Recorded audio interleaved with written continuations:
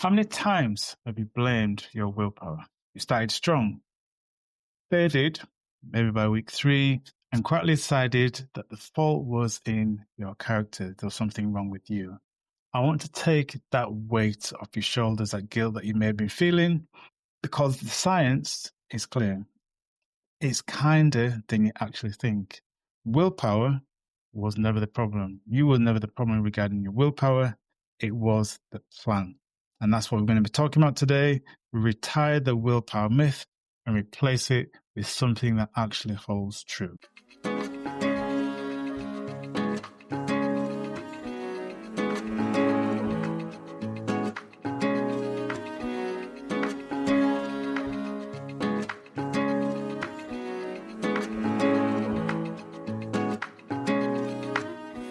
You're listening to the Real Longevity Podcast, your number one podcast resource for living a longer life. Here we discuss topics on personal fitness, longevity, and real lasting elevation of mind, body, and spirit. Join us as we build a community of healthy men and women enjoying lasting levels of real health and vitality. If you're currently feeling frustrated with pain, flat, or fed up with aging faster than you actually are, you're invited to join us each and every week here on the Real Longevity Podcast. Welcome to the Real Longevity family and get ready to live a life you truly love. Welcome to the Real Longevity Podcast. I'm your host, Mike Hendricks, and today we have another outstanding, informative, and elevating show for you. I'd like to welcome all first-time listeners to the podcast, and be sure to stay to the end of the show where I'll be sharing my core build accelerator system, how you can get involved. We have the next cohort open, and also how you can connect with me and the Real Longevity Podcast community. Welcome, guys. So happy to have you here again. Wonderful and blessed to be spending some more time with you. Now, we're talking about willpower today.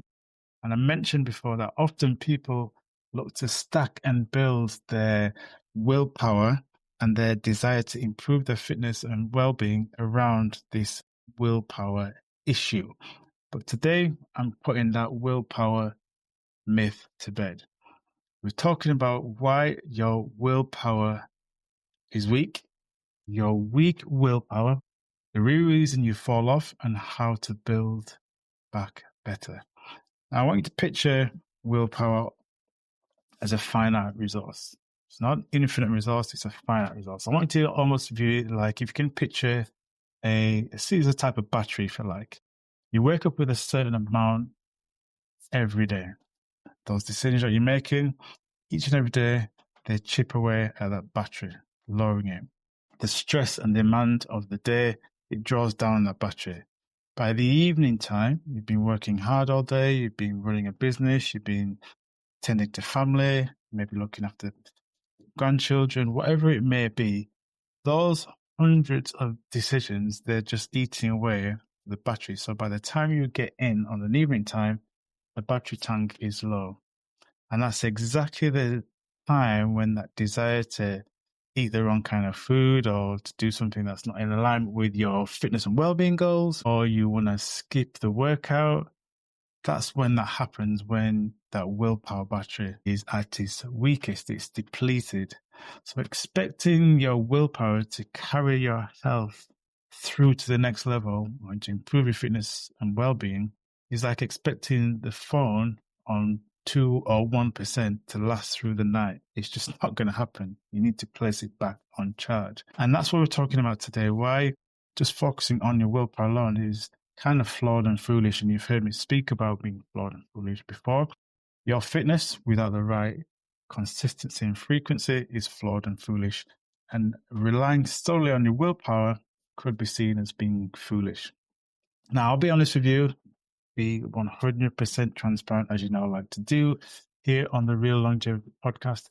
I was the same. I spent years preaching discipline while quietly running on empty myself. I've shared my story before. When I had my own boutique fitness studio, I was getting up 5 o'clock in the morning, not getting back until 10 o'clock at night, doing this, running a mad schedule, hardly having any time for children in my life at the time. It took me some deep inward reflection. It took me losing friends. I've shared the story how I've lost friends through unfortunate circumstances and situations, to look in the mirror and realize I'd been demanding willpower from a system that needed structure and grace. So I was being harsh on myself, but what I needed was to understand myself, and I needed structure. To rely on willpower alone, and when things didn't go quite according to plan, I wasn't behaving in a way that was in alignment towards my goals, I blamed myself, but I needed structure and grace. And that's what I'm inviting you to consider today. Are you being kind to yourself? Are you showing yourself grace? Do you have structure that you can rely on much more reliably than willpower? The day I stopped relying on that grit and that hard, no pain, no gain mentality when it comes to doing certain things regarding my business and my fitness and my well-being, and started building an environment that made the right choices much easier, everything steadied. Everything became much more easy. It was less of a grind. And that's what I'm asking you to consider today. I'll give you an example. More recently, I wanted to get more of these podcasts done, but the way the studio was set up in the house, it caused friction. It was always an issue. I'd always have to set things up and take it down. Now I have an exclusive space to record these podcasts, to get things done, and productivity has more than quadrupled. And that's the same thing that I'm inviting you to think about: your environment and having a system and a structure that just makes it easy for yourself. So what do we need to do to make sure that we're not just relying on willpower, and we have, or we're at least making steps forward to create environments and systems that's going to make it better? The first thing I'm encouraging you to do is find your deep why. Not a number on the scale, a reason that really moves you. To play with your grandchildren, to be able to get up and down off the floor, to serve, to live with less pain or with no pain in your body. Find a why that you really love, because that will last longer than any sort of willpower that you may have. Yeah. What is your real number one focus? What is it that you really love to do, or you really love to work towards? Find that, because that's going to outlast willpower. And speaking from personal experience here, the environment, I've just touched on it. Design the environment. Make good choices a default. So it could be doing things simple as laying out your gym kit or your workout kit the night before, so you're not leaving it till you get up in the morning when you've got lots of things to deal with, like the kids or work, or you're attending to responses they have to attend by email. Or it could be leaving your trainers out by the door, so you remind yourself, right, I've got to pick them, put them in my bag, so I've got no excuse. I'm going to go out for a run at lunchtime, or a walk at lunchtime during my break at work. Whatever it is, do something that's going to make it easier for you, so you create an environment and there's less resistance and less friction. It could be keeping the right food in the eye line of your fridge. So when you walk into the fridge, you know, you've got your healthy options there, your vegetables, your fruits, your foods that are not processed. They're the foods that you typically reach for. And everything else you don't even have in the house. So you just create an environment that's going to be conducive to your goals, and you behaving in a particular way that serves you and moves you towards your goal. The other thing you can consider is thinking about shrinking the first step. Don't plan an hour, and don't have these massive, grandiose goals. You know, it could be that you say, right, taking my trainers, going to work today, I'm going to start walking for 10 minutes on my 45-minute break. Something as simple as that, as opposed to saying I'm going to walk 45 minutes of my whole break. 10 minutes, you've heard me speak about snack or bite-sized workouts or bite-sized exercise. That could be what to do, and build momentum. You know, you don't have to think, right, I have to go guns blazing first time. Think about shrinking the first step, making it easy for you. A big one that I'm asking you to consider as well is to practice self-compassion. Now, I said this is something I had to learn over the years, because I was someone who was a mindset that I used to blame myself and give myself a hard time and not think to myself in a way that was very compassionate or very graceful. I want you to talk to yourself as if you talk to your friend who stumbled. If you imagine that you're walking along, and it does depend on what type of relationship you have with your friend. But imagine you're walking along with your friend and your friend slips and stumbles and bangs their knee or hurts their ankle. You're not going to just laugh at them or criticize them or, belittle them in that moment in time. You're going to obviously help them up. You're going to encourage them. You're going to give them a bit of support. If they need first aid, you're going to offer them first aid, so on and so forth. Do you speak to yourself in the same way? I want you to start talking to yourself as if you are your best friend, someone who doesn't offer shame, doesn't point the finger, someone who gives kindness, someone who shows understanding. Start speaking to yourself in that way, and that's going to move that reliance from willpower to someone who's showing themselves grace and compassion. And the final one is to take responsibility without blame. So owning your next choice is your power. Beating yourself up over the last one is just more energy depleting. So, what's gone has gone. You've heard me say, is that serving you? If you're thinking about the past in a negative way, ask yourself, is that serving you? For many of us, we kind of hold on to the past without really focusing on the future. So your greatest power is your choice, and your choice that you're making now. You can choose to think about the future in a positive way. I can choose to think about the future in a negative way. Owning your next choice, take that responsibility without blame. That's what I'm encouraging you to do. And all these things about taking responsibility, practicing self-compassion, shrinking the first step, designing and creating an environment that works for you, that's going to be encouraging you to do the right things, and finding your deep why. These are all steps that's going to move you away from that reliance on your willpower, as it says in Galatians 6 in the Bible, verses 9. Let us not grow weary in doing good, for due seasons we will reap.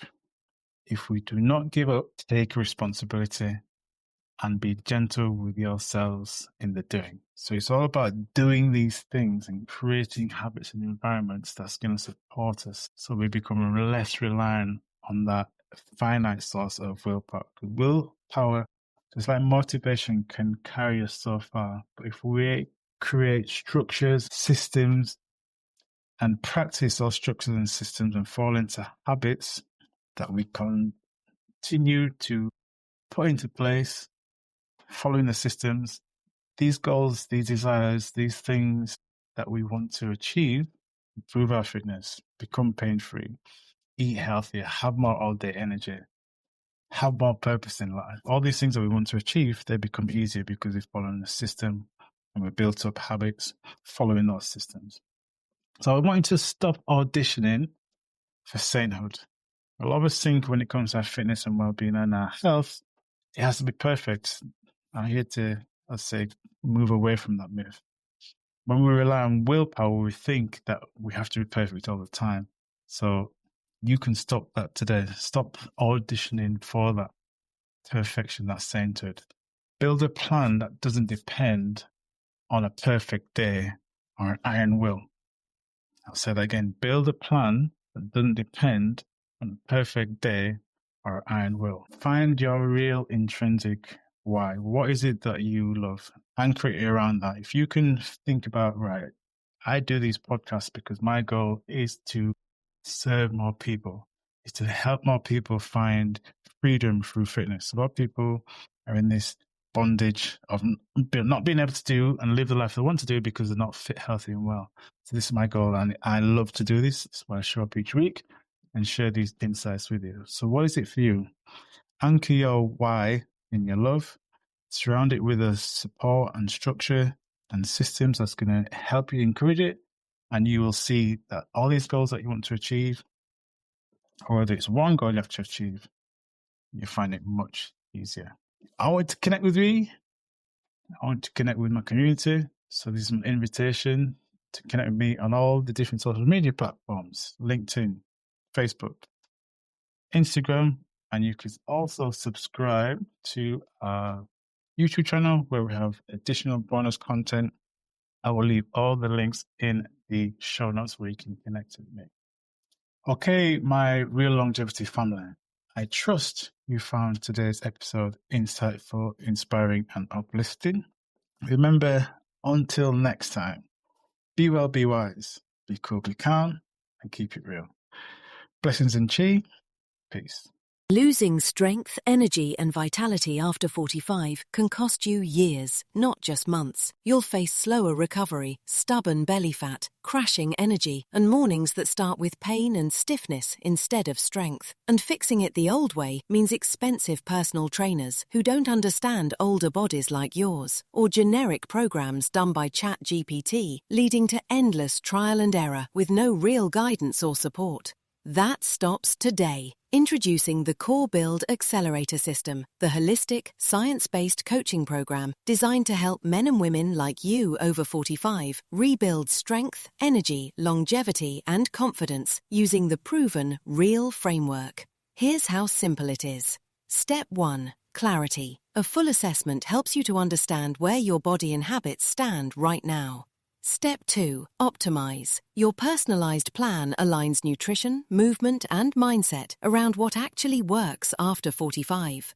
Step 3. Rest and recovery. You're guided on how to recover properly so your body rebuilds and heals instead of breaking down and normalizing stress and struggle. Step 4. Exercise efficiently. Targeted, time-smart training that builds real strength without wrecking your joints or your schedule and being dependent on the gym. But here's what makes CBAS different. This isn't a generic plan you follow alone. It's real coaching, real accountability, and a community of people over 45 doing this together. No confusing science, no crash diets, no burnout and intense gym workouts. Just a clear, proven path back to strength.